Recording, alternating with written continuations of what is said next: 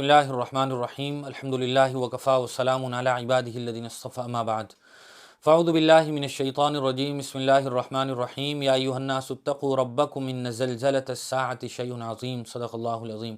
محترم سامعین و ناظرین، بہت سارے لوگوں نے آج 17 فروری کو یہ خبر سنی ہوگی کہ صبح 5:30 بجے کے قریب دہلی اور انسیار میں زلزلے کے جھٹکے محسوس کیے گئے اور یہ زلزلہ تقریباً 10 سے 15 سیکنڈ کے قریب رہا ہوگا۔ لوگ اس کی شدت سے اور خطرناکی کو محسوس کرتے ہوئے گھروں سے باہر نکل آئے اور نیند سے اٹھ کر بیدار ہو گئے۔ یہ ایک دنیاوی زلزلہ تھا۔ دنیا بھر میں بہت سارے زلزلے آتے رہتے ہیں اور ان سیکنڈوں میں آنے والے زلزلوں کے نتیجے میں جو کچھ تباہی و بربادی پھیلتی ہے، بہت سارے ملکوں کی خبریں ہم نے سنی ہوگی۔ ترکی میں کس قدر خطرناک زلزلہ آیا تھا، 1 لاکھ کے قریب لوگ مر گئے تھے اور کھربوں کا نقصان ہوا تھا۔ پاکستان میں زلزلہ آیا تھا، نیپال میں زلزلہ آیا تھا تو بھونچال آ گیا تھا۔ یہ دنیاوی زلزلے ہیں، اس کے سائنٹیفک ریزنز ہو سکتے ہیں جو سائنسدان بیان کرتے ہیں، لیکن میرے بھائیوں، بحیثیت مسلمان اگر ہم اسلامی نقطۂ نظر سے ان زلزلوں کے بارے میں غور و فکر کریں تو ہمیں حضور اکرم صلی اللہ علیہ وسلم کی ایک حدیث یاد آتی ہے جس میں آپ نے ذرا تفصیل سے کچھ ایسے اسباب بیان فرمائے ہیں کہ جس کے نتیجے میں یہ زمین ہل جاتی ہے۔ اللہ تعالیٰ لوگوں کو ایک قدم گویا رک کر سمجھنے کے لیے کہتے ہیں اور سنبھلنے کے لیے اللہ تبارک و تعالیٰ لوگوں کو الٹیمیٹم دیتے ہیں۔ قیامت کا جو زلزلہ ہوگا، یہ دنیا ٹوٹ پھوٹ کر فنا ہو جائے گی۔ یہ چمکتی دمکتی دنیا اور یہ دوڑتی بھاگتی دنیا، یہ اتنی بڑی بڑی مشینریاں لمحے بھر میں کام کرنا چھوڑ دیں گی۔ دنیا کا یہ سارا نظام سیکنڈ میں بالکل آنن فانن ختم ہو جائے گا۔ کل من علیہا فان ویبقى وجہ ربک ذو الجلال والاکرام، ہر چیز کو فنا ہونا ہے سوائے رب ذو الجلال کے۔ تو یہ ساری دنیا، اتنے لمبے لمبے پہاڑ اور فلک بوس عمارتیں یا آسمانوں سے باتیں کرتے ہوئی بلڈنگیں، لمحے بھر میں سب کچھ ختم ہو جائے گا۔ وہ قیامت کا زلزلہ ہوگا۔ اللہ کے رسول صلی اللہ علیہ وسلم نے ارشاد فرمایا کہ زلزلے کیوں آتے ہیں؟ اذا اتخذ الفیء دولا، جب حکومت کے مال کو اپنا ذاتی مال سمجھا جانے لگے۔ ان اسباب پر ہم غور کریں اور موجودہ حالات سے ان اسباب کا ذرا انالیسز کریں، کمپیئر کریں، تو سمجھ میں آئے گا کہ ہم کس قدرناک صورتحال سے دوچار ہیں۔ دنیا میں جو کچھ ہو رہا ہے، زلزلے کے تمام اسباب موجود ہیں۔ یہ اللہ تعالیٰ کا بہت بڑا انعام اور احسان ہے کہ ہم صحیح سلامت اس دنیا میں باقی ہیں اور زمین پر چل پھر کر اپنی ضرورتیں پوری کر رہے ہیں، ورنہ زلزلے کے جو اسباب ہیں وہ تو دنیا میں موجود ہیں۔ اللہ کے رسول نے فرمایا اذا اتخذ الفیء دولا، جب مال غنیمت کو اپنا ذاتی مال سمجھا جانے لگے۔ حکومت میں جو لوگ بیٹھے ہوئے ہیں، جو حکمران ہیں، جو ججز ہیں اور جو بڑے بڑے عہدوں پر فائز ہیں، وہ عوام کے حقوق کو کس قدر غاصبانہ طریقے سے ہڑپ کر رہے ہیں، یہ کوئی ڈھکی چھپی بات نہیں ہے۔ حضور نے فرمایا والامانۃ مغنمہ، لوگ امانت میں خیانت کرنے لگیں گے۔ ہم کسی کے پاس ذرا اپنا روپیہ پیسہ رکھ کر تو دیکھیں، واپسی مشکل ہو جاتی ہے۔ بلکہ امانت تو کیا، اگر ہم نے کسی کو قرض دے دیا ہو کسی کی مجبوری میں کام آتے ہوئے، تو قرضہ واپس نکالنا مشکل ہو جاتا ہے۔ والامانۃ مغنمہ، حضور نے تیسری بات ارشاد فرمائی والزکوٰۃ مغرمہ، لوگ زکوٰۃ کو ٹیکس سمجھنے لگیں گے۔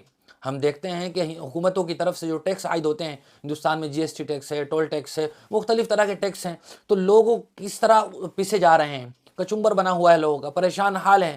تو اسی طرح کی صورتحال ہوگی کہ وہ زکوٰۃ جو اللہ تعالیٰ کی طرف سے ایک بہت بڑا اہم فریضہ ہے، جس کا مقصد غریبوں کی اور بے کسوں کی ضرورتوں کی تکمیل کرنا ہے، اس کا مقصد بہت ہی بہترین مقصد ہے۔ لوگ زکوٰۃ سے بچنے کے لیے طرح طرح کے ہیلے کر رہے ہیں۔ زکوٰۃ کو لوگوں نے اپنے سروں پر بوجھ سمجھا ہوا ہے۔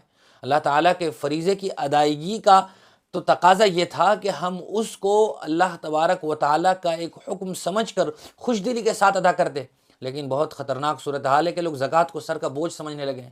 حضور نے چوتھی بات ارشاد فرمائی وَتُعَلِّمَ لِغَيْرِ الدِّينِ، کہ دین کو دنیا کمانے کے لیے حاصل کیا جانے لگے گا۔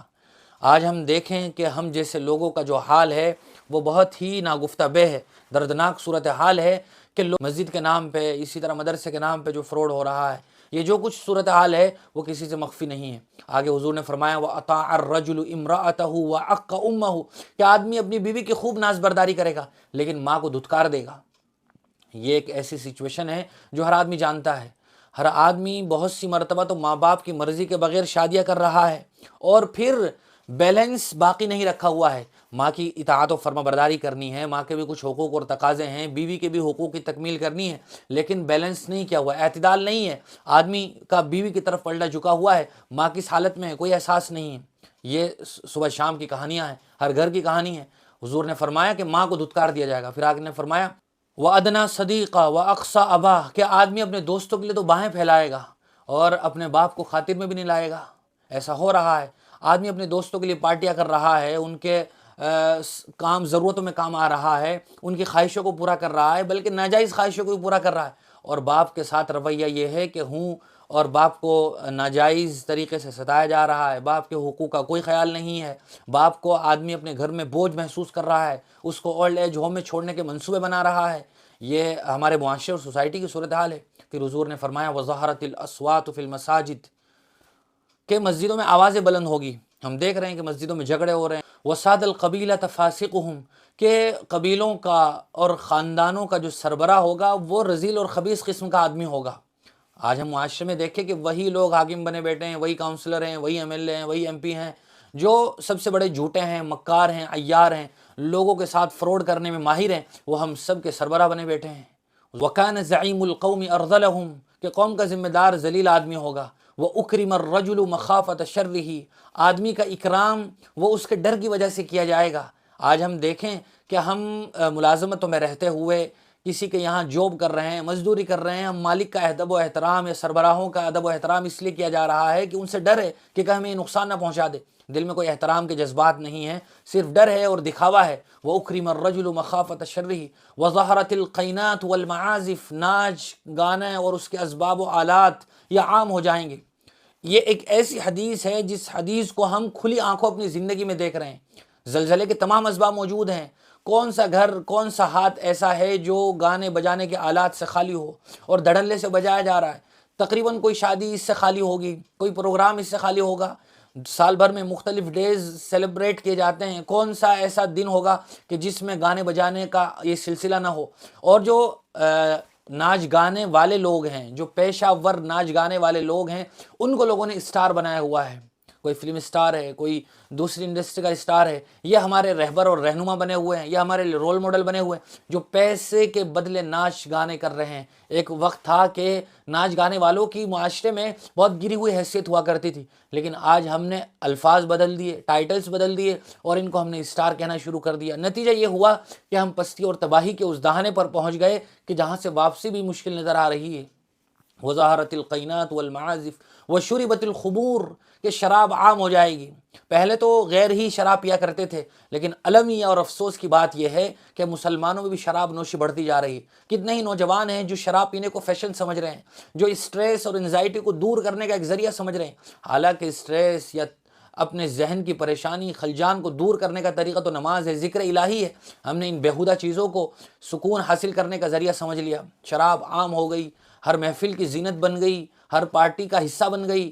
وَشُرِبَتِ الْخُمُورُ وَلَعَنَ آخِرُ هَذِهِ الْأُمَّةِ أَوَّلَهَا، پچھلے لوگ، بعد کے لوگ اپنے سے پہلے لوگوں پر لعن طعن کریں گے۔ ہم دیکھیں کہ کون سی مجلس ایسی ہے کہ جو دوسروں پر لعن طعن سے خالی ہو۔ صحابہ اکرام پر تبرہ بازی کی جا رہی ہے، ان کی شخصیات پر کیچڑ اچھالا جا رہا ہے، ان کو مورود طعن ٹھہرایا جا رہا ہے۔ اکابرین، تابعین، تبع تابعین، بزرگان دین، سلف صالحین پر کیچڑ اچھالا جا رہا ہے، حضور کی شان میں گستاخیاں کی جا رہی ہیں۔ یہ پہلے لوگوں پر لعنت نہیں تو اور کیا ہے؟ پھر حضور نے فرمایا کہ جب یہ سب ہونے لگے فَلْيَرْتَقِبُوا عِنْدَ ذَلِكَ رِيحًا حَمْرَاءَ، تو پھر انتظار کرو سرخ آندھیوں کا، وَزَلْزَلَةً وَخَسْفًا وَمَسْخًا، زلزلے کا، جھٹکوں کا اور زمین میں دھس جانے کا، صورتوں کے بدل جانے کا۔ اللہ کے رسول صلی اللہ علیہ وسلم فرما رہے ہیں کہ تم انتظار کرو۔